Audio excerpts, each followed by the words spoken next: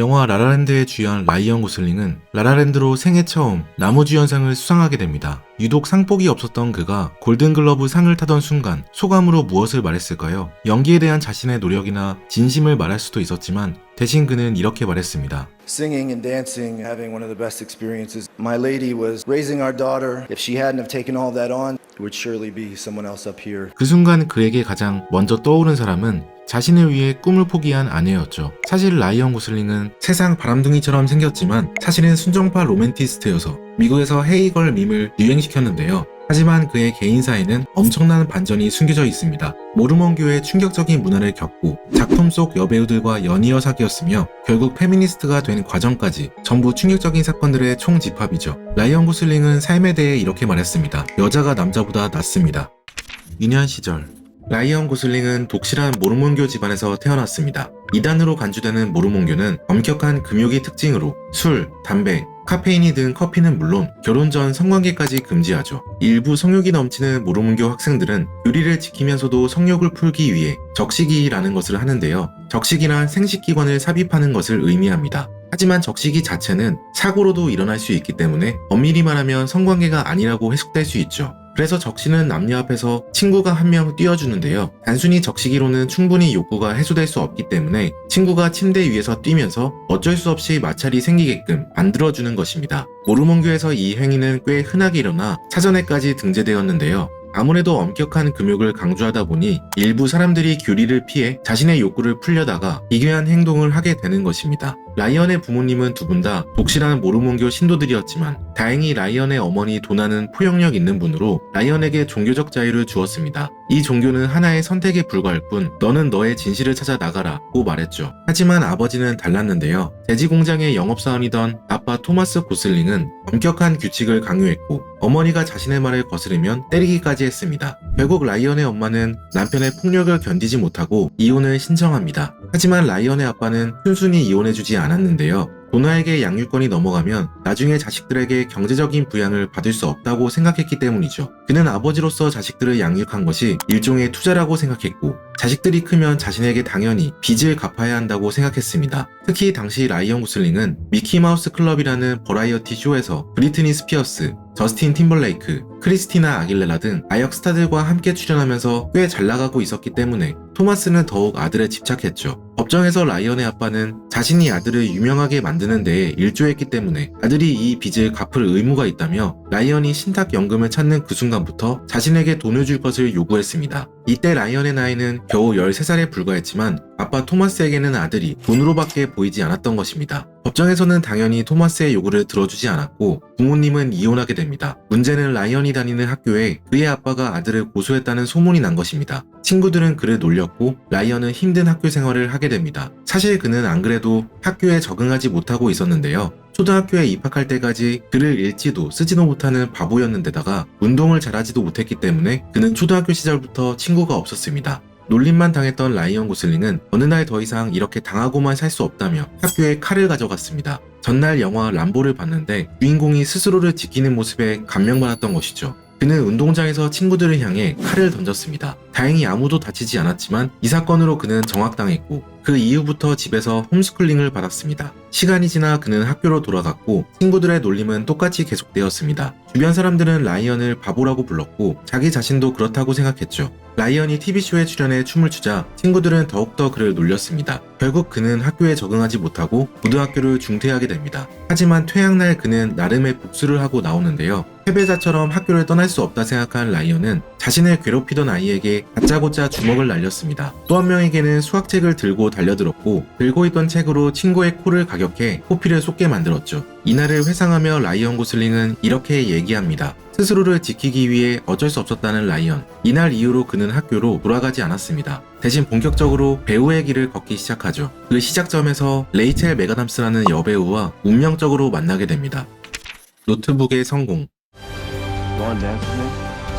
영화 노트북과 라라랜드로 큰 성공을 거머쥔 라이언 고슬링. 하지만 그의 커리어가 시작부터 잘 풀렸던 것은 아닙니다. 아역 시절 미키마우스 클럽에 출연했던 것이 오히려 도구로 작용했는데요. 감독들은 그가 진짜 배우가 아니라며 유아 채널에서 춤을 추며 웃기지 않은 개그를 하는 그를 캐스팅하고 싶지 않아 했습니다. Britney Spears. Wow. And that's Ryan Reynolds.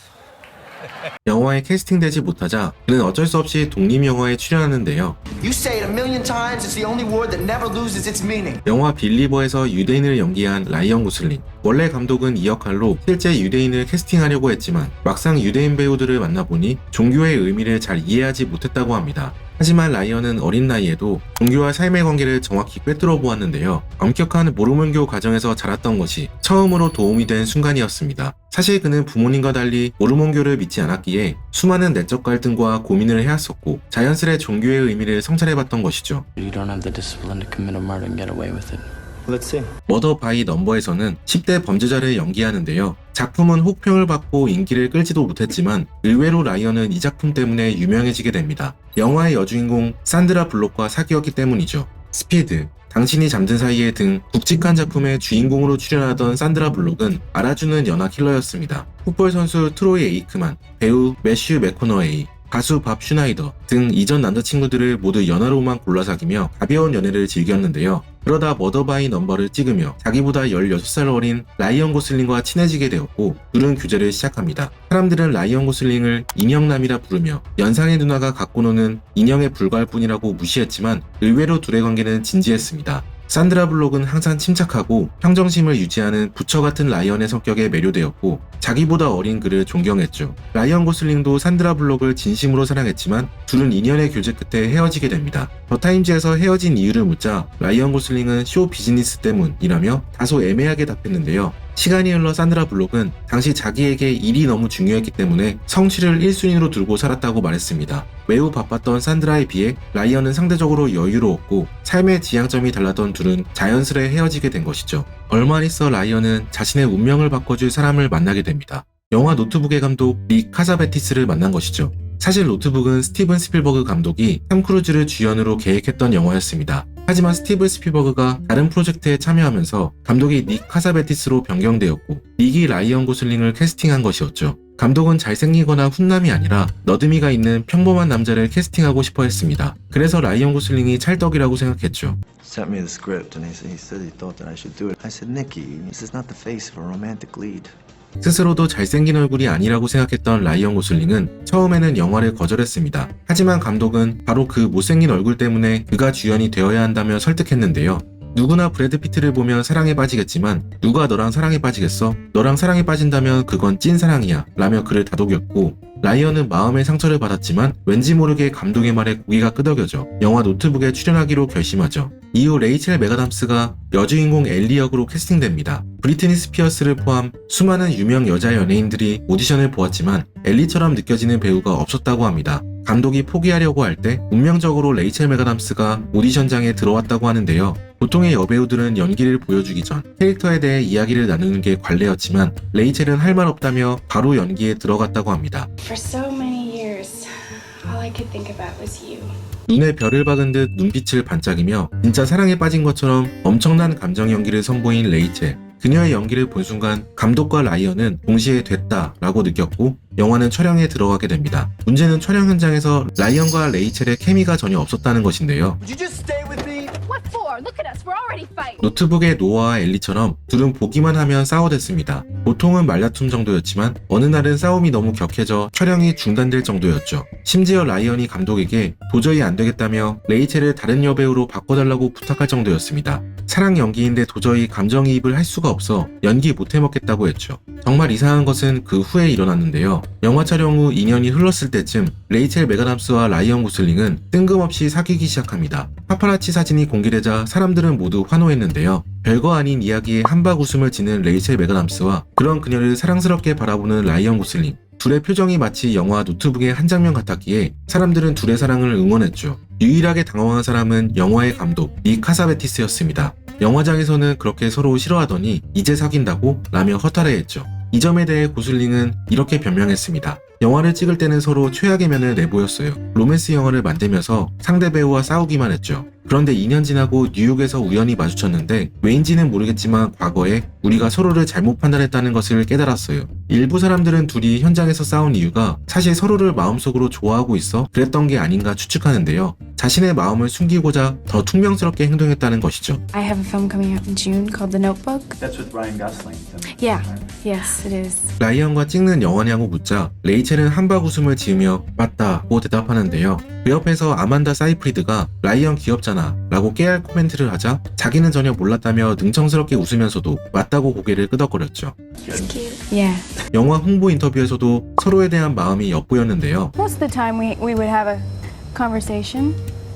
인터뷰어가 질문을 했을 때 가분하지 않고 서로를 응시하는 이 장면에서 서로에 대한 호감이 드러납니다. 둘의 자연스러운 케미 덕분인지 영화는 크게 성공할 수 있었습니다. 노트북은 전 세계 로맨틱 코미디 중 매출이 높은 영화 15위로 꼽히기도 했죠. 이렇게 된 데에는 라이언 고슬링의 남다른 노력도 있었는데요. 상업 영화에 주연으로 출연하게 된 라이언 고슬링은 그 어떤 배우보다 열정적으로 작품에 임했습니다. 감독에게 대본이나 연출에 관해서도 아이디어를 많이 내고 자신이 맡은 배역 노아의 노인 역할을 맡은 배우 제임스 가너와도 끊임없이 소통했다고 합니다.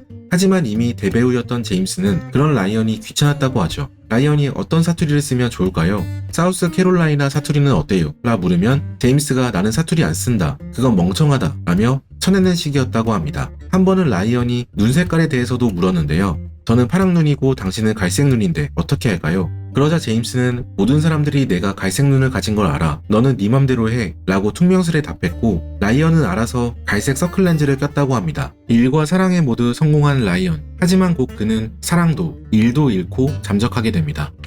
실패. 노트북의 성공으로 일약 스타가 된 라이언. 하지만 이때부터 그의 침체기가 시작되는데요. 다양한 연기에 도전했지만 연달아 혹평을 이어봤습니다. 영화 스테이에서는 전작들에 비해 전혀 나아지지 않은 연기다. 내겐 너무 사랑스러운 그녀에서는 라이언의 이번 연기는 그의 완벽한 커리어의 옥의 티가 될 것이다 등의 평가를 받았습니다. 심지어 영화 러블리 본즈에서는 잘리기까지 하는데요. 아빠 역할로 캐스팅되었던 라이언은 처음에 역할이 실제 자신의 나이에 비해 너무 늙어서 자기와 어울리지 않는다며 영화 출연을 고사했습니다. 하지만 감독과 연출진들이 염색과 메이크업을 통해 나이 들어 보이게 할 수 있다고 그를 설득했고 그는 작품에 출연하기로 결정하죠. 라이언은 딸 잃은 아빠의 슬픔을 표현하기 위해 일부러 살을 찌웠는데요. 하겐다즈 아이스크림을 먹으며 27kg를 증량했고 수염을 길렀습니다. 문제는 이런 부분을 감독과 전혀 상의하지 않았고 갑자기 살이 찐 라이언의 모습에 감독은 당황했습니다. 그리고 그가 이 역할에 어울리지 않는다며 그를 잘라버렸죠. 뚱뚱한 실업자가 된 라이언 고슬링. 이때 그는 중요한 것을 깨닫는데요. 신인일 때는 일이 필요하기 때문에 어떤 배역이든 잘할 수 있다고 스스로 믿으려고 해요. 하지만 어느 순간에 도달하면 그때부터는 뇌를 다시 프로그래밍 해야 돼요. 내가 뭘 못하지? 를 생각하고 작품을 거절할 수 있어야 하죠. 하필이면 이 시기에 레이첼과도 헤어지자 그는 돌연 잠적합니다. 스스로 연기와 맞지 않는다고 생각해 칩거하며 연기를 그만두려고 했죠. 하지만 일을 하지 않으니 곧 우울해졌고 3년 뒤 그는 다시 연예계로 복귀합니다. 그리고 곧 자신이 어린 시절부터 꿈꿔왔던 이상형을 만나게 됩니다. Name a celebrity you had a crush on growing up. Raquel Welch. 어린 라이언은 TV 프로그램 머피쇼에 출연한 라켈 웰치를 보고 사랑에 빠져 TV 속 그녀를 만나기 위해 배우가 되기로 결심했는데요. 31살이 되었을 때 자신이 꿈꿔온 여자와 똑같이 생긴 사람을 만나게 됩니다. 플레이스 비욘드 더 파인즈 촬영 현장에서 아내 역할이었던 에바 멘데스를 만난 것이죠. 라이언은 첫눈에 그녀와 사랑에 빠졌고 어느 순간부터 연기가 아니라 진짜 가족이 되고 싶은 마음이 듭니다. 그리고 그녀에게 평생 함께하자고 고백하죠. 하지만 에바 멘데즈에게는 심각한 트라우마가 있었는데요. 굉장히 가난한 집안에서 태어났던 그녀는 어렸을 때 부모님이 이혼했고 싱글맘의 손에서 자라게 됩니다. 그녀의 어머니는 극장에서 일하며 자식들을 먹여 살리려고 했지만 월급이 턱없이 부족해 집안 곳곳에 세금 독촉장이 쌓여 있었다고 합니다. 막내였던 에바는 어린 나이에도 경제적 어려움을 눈치챘고 엄마에게 약속했습니다. 엄마, 내가 돈 많이 벌어서 세금 다 내줄게. 그리고 리무진도 태워줄게. 딸을 위해 희생한 엄마에게 희망을 주고 싶었던 것이죠. 에바 멘데즈는 이후 배우로 데뷔하자마자 그윽한 눈빛과 육감적인 몸매를 가진 섹시 스타로 이름을 알려 성공했고 어렸을 때 약속한 대로 엄마에게 집도 사주고 리무진도 태워주게 되었습니다. 하지만 어려웠던 가정 환경은 그녀에게 한 가지 트라우마를 남기는데요. 엄마란 딸을 위해 삶을 희생하는 존재라고 믿게 된 그녀는 이후 결혼이나 출산을 하지 않기로 결심합니다. 남편이나 아이를 위해 자신의 삶을 내려놓을 자신이 없어서였죠. 하지만 정서적으로 성숙하고 안정된 라이언 고슬링을 만나며 에바 멘데즈는 자연스레 트라우마를 극복하게 됩니다. 사실 라이언 고슬링은 준비된 남편감이었는데요. 부모의 이혼으로 엄마와 누나 밑에서 자란 라이언 고슬링은 자연스레 여성적인 시각을 가지게 되었습니다. 집에서 엄마와 누나를 도와 가사 일에 익숙했던 라이언은 활발하게 작품 활동을 하면서도 집에서 요리를 도맡아 했습니다. 결국 에바 멘데즈는 약 3년의 연애 끝에 아이를 낳기로 결심합니다. 현재 라이언 고슬링과 에바 멘데즈는 딸 2명을 양육하며 행복하게 지내고 있죠. Oh my God, that's so old. That's literally me going like, I'm not in love with them. I'm not in love with them. But 켈리 클락슨 쇼에 출연한 에바 멘데즈의 반응을 보면 그녀가 얼마나 라이언 고슬링을 사랑하는지 눈에 보이는데요. You're so beautiful. Look at that sexy little eye. Okay. him. He's so cute. Yeah. 보통의 여자 연예인이면 본인의 사진에 대해 이야기할 텐데 에바 멘데즈는 라이언이 너무 잘생겼다고 말하며 사랑에 푹 빠진 모습을 보여주네요. 행복도 한꺼번에 밀려오는 것인지 라이언 고슬링은 영화 라라랜드의 로맨티스트를 연기하며 다시 한번 전 세계 사람들의 마음을 울리게 됩니다. 라라랜드와 바비의 성공. 라이언 고슬링은 유난히 상복이 없었습니다. 오스카 시상식에서는 이에 대해 농담을 하기도 했는데요. We have 2 Academy Awards between us. Did you win an Oscar? But you have 2 Academy Awards, so technically there's 2 between us, okay? Can we just... 하지만 2016년 많은 사람들의 인생 영화 라라랜드에 출연하면서 그의 연기 경력은 성공 가도를 달리게 됩니다. 사실 라라랜드는 원래 헤르미온느 역으로 유명한 엠마 왓슨과 위플래시의 주인공이었던 마일스 텔러가 캐스팅 후보였는데요. 특히 위플래시의 감독이자 라라랜드의 감독이었던 데이미언 셔젤은 위플래시를 찍을 때부터 마일스 텔러에게 라라랜드에 출연해달라고 부탁했다고 합니다. 하지만 엠마 왓슨은 당시 미녀와 야수 실사 영화를 준비 중이었기에 출연할 수 없었습니다. 마일스 텔러는 출연하고 싶었지만 출연료 53억 원을 제안받아 거절하였다고 기사가 났는데요. 실제 받고 싶었던 80억 원에 미치지 못했기 때문이죠. 하지만 마일스 텔러는 이 기사는 오보라며 돈이 얼마든 출연하고 싶었으나 오히려 연출진 측에서 그를 잘랐다고 말했습니다. 덕분에 라이언 고슬링은 인생 캐릭터를 만나게 되는데요. 이번 영화는 엠마 스톤과 함께하는 3번째 영화로 이미 둘은 전작 크레이지 스투피드 러브와 갱스터 스쿼드에서 호흡을 맞춘 바 있었죠. 오랜 기간 호흡을 맞춰와서인지 영화는 일사천리로 진행되었습니다. 라라랜드의 명장면으로 꼽히는 둘의 안무 장면은 딱 8번의 테이크만으로 만들어졌고 전체적인 촬영 기간도 8주밖에 되지 않았죠. 특히 이번 영화가 기회라고 생각했던 라이언 고슬링은 직접 피아노를 배워가며 영화를 위해 노력했습니다. 실제 영화의 주인공이 피아노를 치는 장면은 모두 그가 직접 피아노를 치며 촬영했다고 하죠. 이후 그는 바비에 출연하며 성공을 거듭했는데요. 바비에 출연하게 된 계기가 다소 독특합니다. 원래 라이언 고슬링은 바비 출연 제의를 받고 고민했다고 합니다. 로맨스 영화의 남주에서 갑자기 다소 소화하기 어려운 패션과 바비에 밀려 2인자의 역할을 연기해야 하는 것이 쉬운 일은 아닐 것 같은데요. 하지만 그는 자신의 딸 때문에 출연을 결심합니다. 어느 날 딸 켈리가 인형을 갖고 놀고 있었는데 켄 인형이 그 옆에 내동댕이 젖어 진흙 속에 박혀있는 것을 발견한 것이죠. 그는 바로 감독 그레타 거익에게 문자를 보냈다고 합니다. 내가 당신의 켄이 되어줄게요. 그의 이야기는 꼭 세상으로 나와야 합니다. 2번의 연타석 홈런 이후 최전성기를 누리고 있는 라이언 고슬링. 여러 영화사에서 물밀듯이 캐스팅 제안이 들어오고 있지만 라이언 고슬링은 당분간 작품을 쉬겠다고 합니다. 가족들과 시간을 더 보내고 싶어서였죠. 완벽한 남자처럼 보이는 라이언 고슬링. 이런 배우자를 고르려면 어떻게 해야 할까요? 책 결혼은 신중하게, 이혼은 신속하게에 따르면 배우자를 결정할 때 단순히 착한 것 같아서 혹은 취미가 잘 맞아서 상대를 좋은 사람이라고 평가하는 건 논리적 비약이라고 설명합니다. 그러면 사람을 평가할 때 무엇을 기준으로 평가해야 할까요? 저자는 공자의 말을 인용하는데요. 말과 행동을 살피고 그렇게 하는 이유를 관찰하며 진심에서 우러나와 그렇게 하는 것인지를 고찰하라. 우선적으로 그 사람의 행동을 살피겠지만 단순히 잘해주는 것만으로는 충분하지 않습니다. 그렇게 하는 이유를 따져보고 그것이 진심인지 지속 가능한지 살펴보아야 한다는 것이죠. 이 과정이 굉장히 어렵게 느껴지기도 하는데요. 저자는 딱 하나 반드시 체크해야 하는 조건이 있다면 바로 문제 해결 능력의 유무라고 합니다. 인생은 어려운 일투성이인데 그럴 때 손잡고 난국을 헤쳐나가는 사람이 있고 상대를 비난하는 사람이 있고 아무것도 하지 않는 사람도 있습니다. 혹시 배우자를 고민하고 계신다면 책을 읽어보며 생각을 정리해보면 좋을 것 같아요. 지금까지 책트폭행이었습니다. 오늘 함께 읽은 책 결혼은 신중하게, 이혼은 신속하게. 저자 이지훈. I know that I'm well away from being a perfect guy.